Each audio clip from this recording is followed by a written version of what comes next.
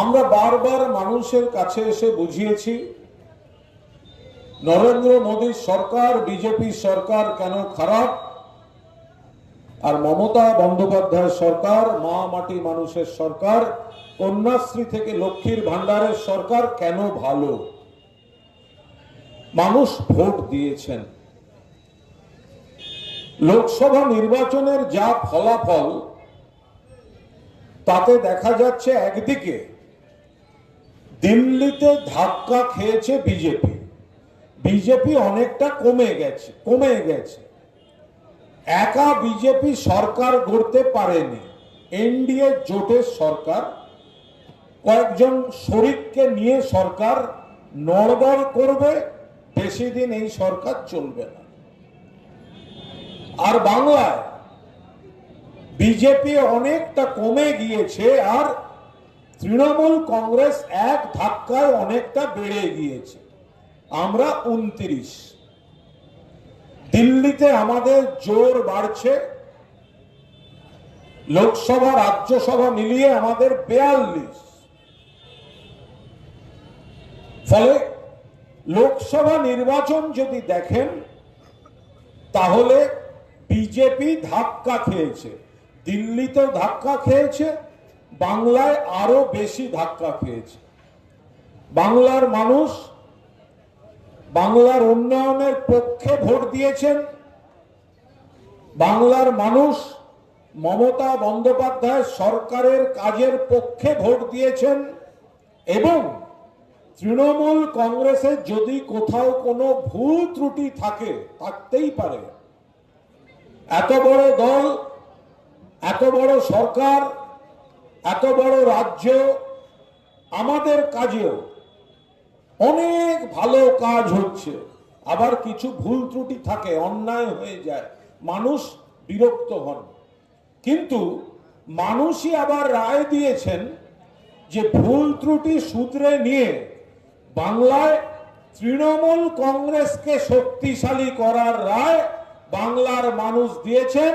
পাহাড় থেকে সাগর তৃণমূল কিন্তু আবার 29টা আসন পেয়ে একটা বর্ধিত দায়িত্ব তৃণমূল কংগ্রেসের উপর চলে এসেছে। তার সঙ্গে সঙ্গে এসে গেছে এই উপনির্বাচন। আমি আসার সময় আমার পূর্ববর্তী বক্তার বক্তব্য শুনছিলাম, খুব ভালো পয়েন্ট একটি বলছিলেন। এখানে যারা উপস্থিত আছেন, দাদারা, মায়েরা, বোনেরা,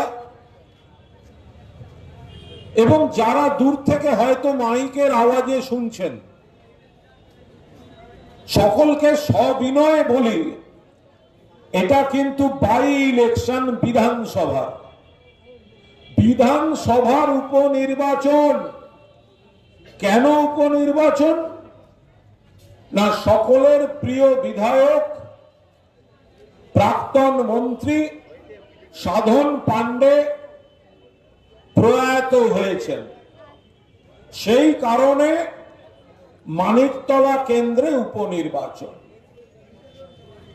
তো মানিকতলা বিধানসভা কেন্দ্রে আপনি যখন ভোট দেবেন, দয়া করে মনে রাখবেন যে মানিকতলা বিধানসভা কেন্দ্রের এই ভোটে রাজ্য সরকার গঠন হবে না, রাজ্য সরকারে কোনো পরিবর্তন হবে না। বাংলার বুকে মমতা বন্দ্যোপাধ্যায় সরকার ছিল, সরকার আছে, এবং মমতা বন্দ্যোপাধ্যায় সরকারই থাকবে। কিন্তু মানিকতলায় মমতা বন্দ্যোপাধ্যায়ের অন্যতম প্রিয় একজন মানুষ, একজন দক্ষ বিধায়ক, মানিকতলা কেন্দ্র থেকে রাজ্য বিধানসভায় মমতা বন্দ্যোপাধ্যায় সরকারের বিধানসভায় মানিকতলা কেন্দ্রকে প্রতিনিধিত্ব করছিলেন সাধন পান্ডে। তাই আপনি যখন এবার ভোট দেবেন, দয়া করে মনে রাখবেন, এমন কাউকে ভোট দেবেন যিনি সরকারে মানিকতলা কেন্দ্রের হাত শক্তিশালী করবে সেটা তৃণমূল প্রার্থী সুপ্তি পান্ডে ছাড়া আর কেউ করতে পারবে না। সরকার থাকছে মমতাদির, বিধানসভায় শাসক দল তৃণমূল, সাধন পান্ডে ছিলেন তৃণমূলের, তৃণমূল ছিলেন বলেই এত উন্নয়ন সমন্বয়টা ভালোভাবে থাকছিল। Coordination coordination coordination. আরে কি ডবল ইঞ্জিন শোনায় আমাদের। আমাদের কটা ইঞ্জিন দেখুন। মুখ্যমন্ত্রী মমতা বন্দ্যোপাধ্যায়, দলের সেনাপতি Abhishek Bandyopadhyay, পুরসভায় mayor Firhad Hakim, deputy mayor উত্তর কলকাতার অতীন ঘোষ, এমপির নাম সুদীপ ব্যানার্জি, কাউন্সিলর মীনাক্ষী গাঙ্গুলি, মাঝখানে ছিলেন সাধন পান্ডে। চলে যেতে হয়েছে অকাল প্রয়াত, সেই জায়গাটা ভরাট করতে হবে সুপ্তি পান্ডেকে দিয়ে বিপুল ভোটে জিতিয়ে। হবে তো? একটু জোরে হোক। হবে তো? হবে তো? দেখুন, সংসারটা তৃণমূলেরই থাকছে। মমতাদির সরকার, সেখানে সাধনরা আমাদের সকলের প্রিয়।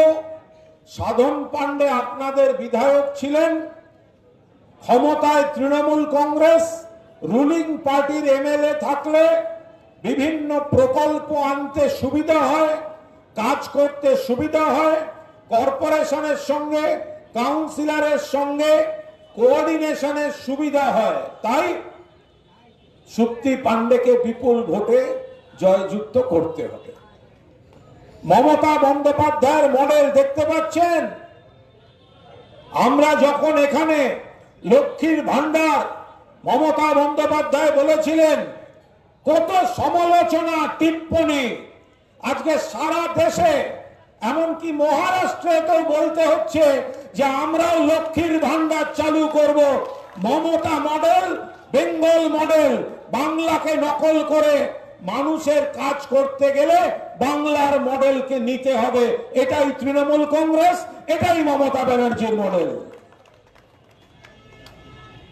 আমরা এখানে শান্তিতে আছি।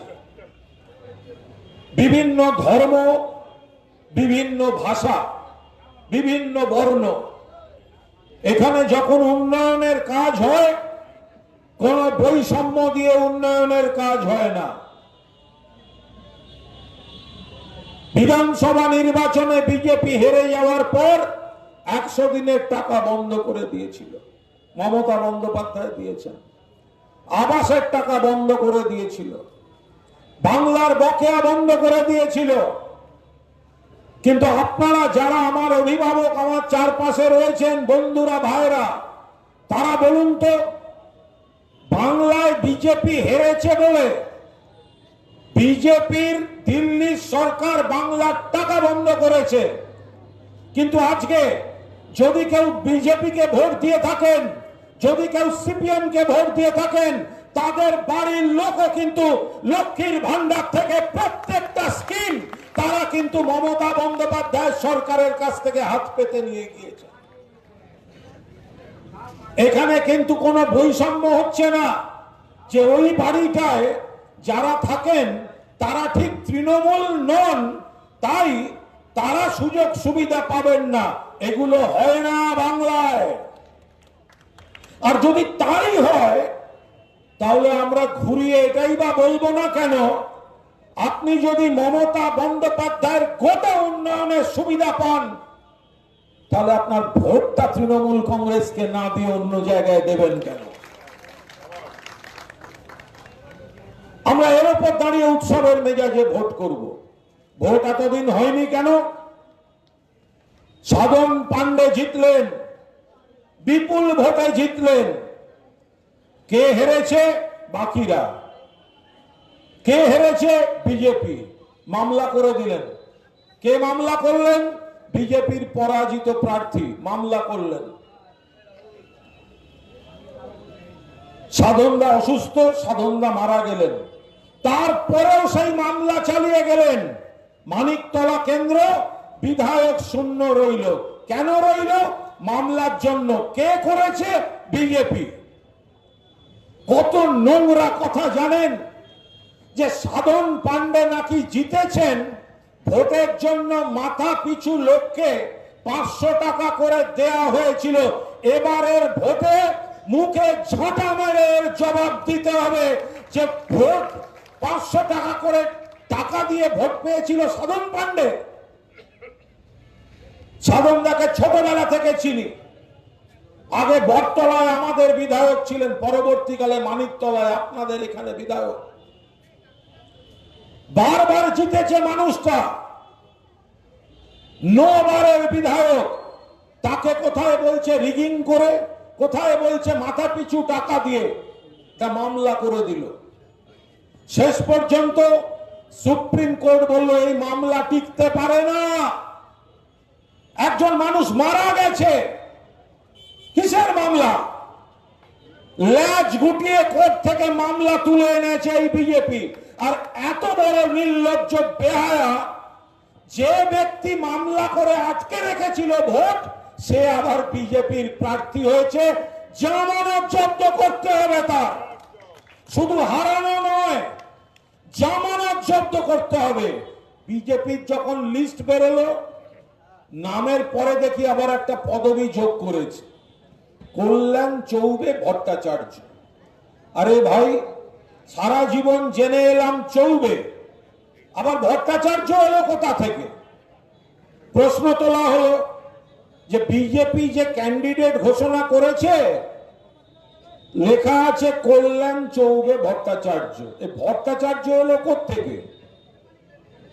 তার উত্তরে এলো আমার মায়ের বাপের বাড়ির পদবি আমি ব্যবহার করছি।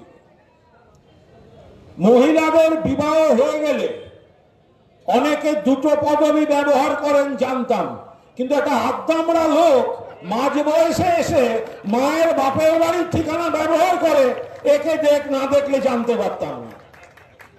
মানুষকে কি বোকা ভাবে?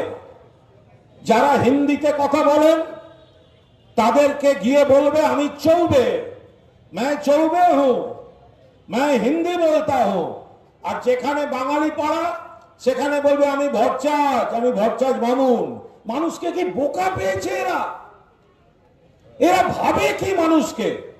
আমরা প্রশ্ন তোলার পর ওই প্রেস রিলিজের ভট্টাচার্য ওখানেই শেষ হয়ে গেছে, এখন আবার চৌবেতে ফিরে এসছে। ভাই, তুই গোলকিপার ছিলি, সারা জীবন চৌবে নাম দিয়ে গোলের পর গোল খেলি, এখন হঠাৎ সেটা বদলে হবে? কৃষ্ণনগরে লোকসভায় দাঁড়িয়ে হেরেছে, মানিকতলায় আপনাদের কাছে দাঁড়িয়ে হেরেছে, হ্যাট্রিক করতে চলেছে। এবার হ্যাট্রিক করিয়ে দিতে হবে ভালো করে। আবার সিপিএম এর প্রার্থী জেগে উঠেছে। বুঝুন, সিপিএম, আমরা বিজেপিকে অ্যাটাক করতে করতে যেন সিপিএম জমানাটা ভুলে না যায়।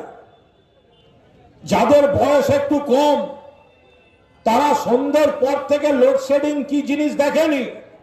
এই যে আমি এখানে দাঁড়িয়ে বক্তৃতা করছি, কত দোকান দেখা যাচ্ছে সামনে, কত দোকান। আমি গ্যারান্টি দিয়ে বলতে পারি, যে কেউ গিয়ে খোঁজ নিন, হঠাৎ চাইলে আপনি হ্যারিকেন পাবেন না। হ্যারিকেন চাইলে বলবেন এটা জ্যোতিবাবু বুদ্ধবাবুর জমানা নয়, এটা মমতা ব্যানার্জির জমানা। এখানে দোকানে হ্যারিকেন সাজিয়ে রাখতে হয় না।